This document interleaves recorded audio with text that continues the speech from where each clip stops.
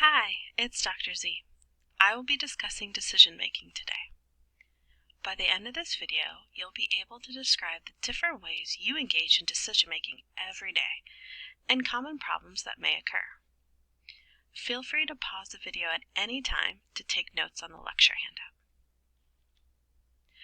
How do you make decisions? You make simple decisions such as what you will eat for breakfast or which road you'll take to get to campus. You also make difficult decisions, such as buying a car or perhaps choosing someone to date. There are three main strategies you make when making decisions. Our beautiful brains need to make decisions every day, which can be tiring. So we have two ways in which we think. System 1 is automatic and fast.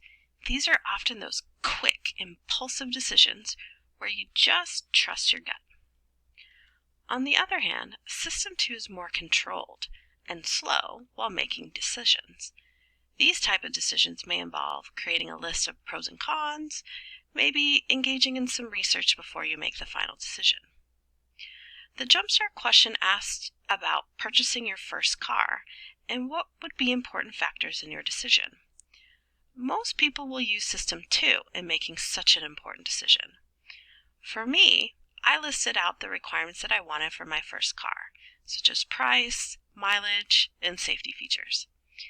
Using System 2 thinking, I was methodical in my prepping and planning for such an important first purchase. After all that hard work, though, I ended up making an impulse purchase of my first car. I ended up using System 1 thinking after all. What clothes will you wear today?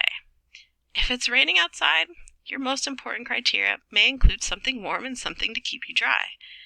If it's sunny outside, well, the options can be endless. Thus, sometimes you run into problems while making decisions. There are 5 common problems that we will review. The first problem has to do with the concept of loss aversion, or also called framing. When you put a photo in a frame, you will only focus on the people in the photo that are most important or meaningful to you. As a decision-making strategy, loss aversion involves presenting information in such a way to emphasize either potential gain or avoiding potential loss. Election advertisements are the best example of loss aversion because the words and images in the ad are purposely used to make you think in a certain way, regardless of how accurate the words and images are. Election ads use loss aversion to make you scared about what you will lose if you vote for a particular candidate versus the advertisement's preferred candidate. Advertising companies use the concept of loss aversion on you every day. Verizon is an example of how they frame the 4G LTE coverage with the use of maps to see how much Verizon is better than rival companies. MasterCard is another company that does a great job of using loss aversion techniques to make them stand out compared to Visa or American Express. The second problem in decision making involves confirmation bias. The word bias refers to unfairly showing favoritism towards someone or something. Confirmation bias is the tendency to search for and use information that supports your ideas rather than disproves your ideas. In other words, you unfairly show favoritism to any information that confirms your beliefs. In the film Madagascar Escape to Africa, Melman the giraffe is told that a brown spot on his shoulder is a sign of having witch doctor's disease because, well, the last witch doctor apparently died of it. Despite knowing that all giraffes have brown spots, Melman used any ache and pain as evidence to support his diagnosis.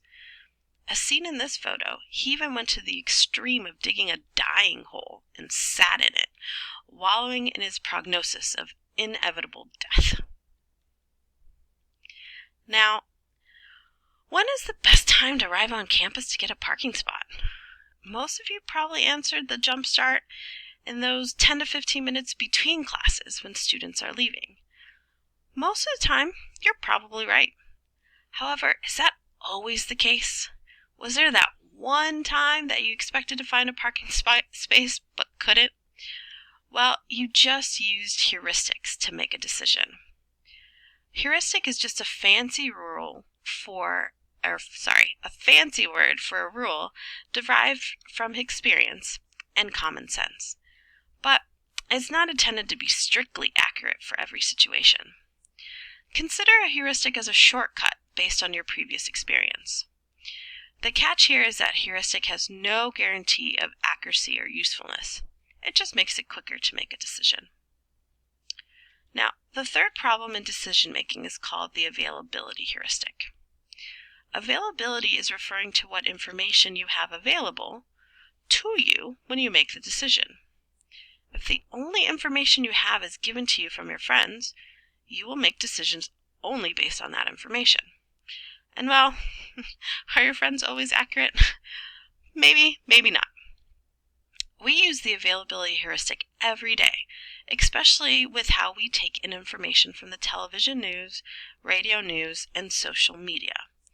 This is the root of how fake news can get started. In fact, media coverage can lead to overestimating or underestimating the probability that events will occur. For example, when there's a plane crash, all we hear for days is about how horrific the crash is and the odds of being killed in a plane crash. In fact, the odds of being killed in a car accident are higher than being killed in a plane crash, as this funny scene from Madagascar Escape to Africa illustrates. The fourth problem in decision-making is the representativeness heuristic. The root word is representative, or something or someone that represents something you know. Have you ever heard the saying, "You'll marry your mother or your father"?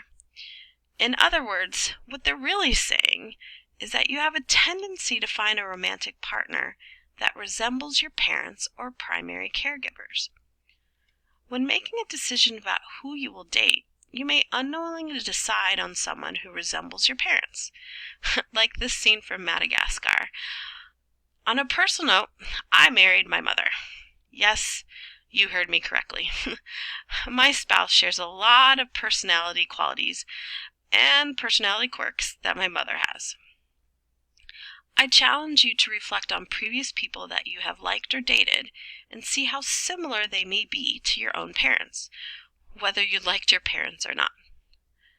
You may also have made inaccurate judgments about someone because they resemble someone you dislike, maybe like an ex-boyfriend or ex-girlfriend. The fifth problem in decision-making is the recognition heuristic. The key word here is recognize. You will make a decision based on recognizing the one key factor that makes the final decision for you. Consider this a deal maker or deal breaker. For example, when buying my first car, I did engage in System 2 thinking by researching my ideal car based on important criteria. But in the end, the color of the car was my single key factor. My favorite color is green. So when I saw that first pretty green Toyota Camry, I was done. I stopped looking. I even went over budget. Think about it for you. What is your deal breaker or deal maker when deciding on who to date? We all have one or two recognition heuristics that we use. In the film Madagascar Escape to Africa, Alex the lion initially could not tell apart all the zebras to find his best friend Marty. However, Alex was able to find the bite mark or scar on Marty's butt to tell him apart. So the bite mark was the one key factor that he recognized to know that it was Marty. In summary, our brains make decisions using System 1 thinking, which is automatic and fast, and System 2 thinking, which is controlled and slow. Both of these systems can lead to one of 5 potential problems in decision making. Personal awareness of what contributes to your decision making is invaluable to your future decisions. The photos used in this video are property of the above mentioned film.